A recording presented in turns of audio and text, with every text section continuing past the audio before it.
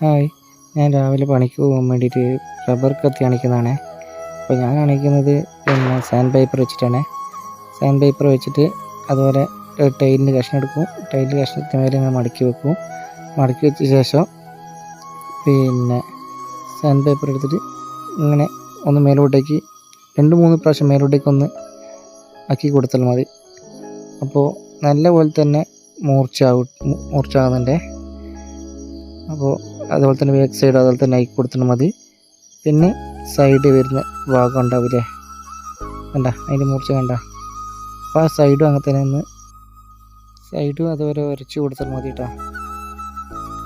2 സൈഡും അങ്ങനെ വരച്ച് കൊടുത്താൽ നല്ലപോലെ മൂർച്ച ഉണ്ടാവുക. അതിൻ്റെ ക്വാളിറ്റി ഞാൻ കാണിച്ചു തരാം. ഞാൻ എൻ്റെ നഖം ചെറുങ്ങനൊന്ന് വെട്ടി കാണിച്ചു തരാം കേട്ടോ. ഇതാ നോക്കിക്കേ, ഓക്കെ, ഉണ്ടാ.